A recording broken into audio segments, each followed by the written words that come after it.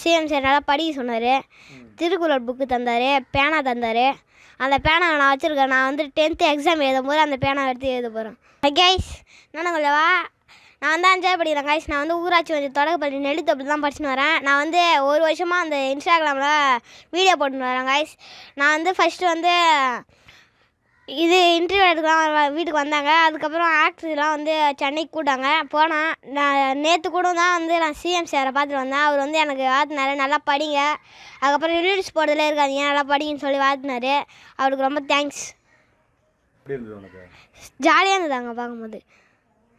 இங்கேருந்து எப்படி போனேன், எப்படி வந்தேன்?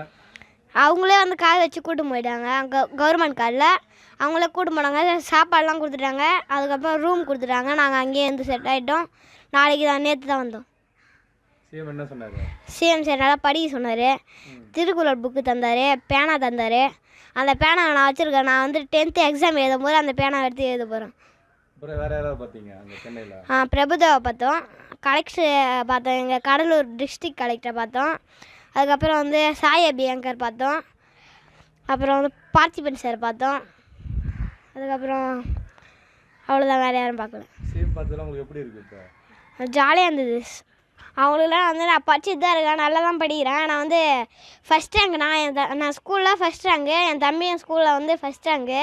நான் என்னோடய கிளாஸ்லேயே ஃபஸ்ட் ரேங்க் படிக்கிறேன். அதுக்கப்புறம்லாம் எல்லாத்தையும் முடிச்சிட்டேன், எல்லாமே ஹோம்ஒர்க்கு முடிச்சிட்டேன். அதனால் இப்போ வந்து நான் ரீல்ஸ் போட ஆரம்பிக்கிறேன். இப்போ வந்து இப்போ பசங்களுக்குலாம் இப்போ உன்ன மாதிரி பசங்களுக்குலாம் இப்போ என்ன சொல்ல விரும்புகிறீங்க? அவங்களும் என்ன மாதிரி ரீல்ஸ் போடணும். அதுக்கப்புறம் ஃபோன் அதிகமாக யூஸ் பண்ணக்கூடாது. நான் 10 நிமிஷம் தான் ஃபோன் யூஸ் பண்ணுவேன் டெய்லிக்கும். அது மாதிரி அவங்களும் 10 நிமிஷம் மட்டும் தான் யூஸ் பண்ணணும். ஃபோன் அதிகமாக யூஸ் பண்ணக்கூடாது. ரீல்ஸ் போடலாம், நல்ல ரீல்ஸாக போடணும். நான் வந்து 10 நிமிஷம் மட்டும் தான் ஃபோன் யூஸ் பண்ணுவேன். நீங்களும் சின்ன குழந்தைங்க எல்லோரும் 10 நிமிஷம் மட்டும் ஃபோனை யூஸ் பண்ணுங்கள். அது மட்டும் இல்லாமல் நல்லதுக்கு யூஸ் பண்ணுங்கள், நல்ல ரீல்ஸாக போடுங்க. அந்த மாதிரி ஸ்போர்ட்ஸு குடிக்காதீங்க, ட்ரிங்க்ஸ் பண்ணாதீங்க, அது மாதிரி பற்றி நல்லதாக போடுங்க. அதுக்கப்புறம் நல்லா படிங்க, படித்தா தான் வாழ்க்கையில் முன்னேற முடியும். தேங்க்யூ.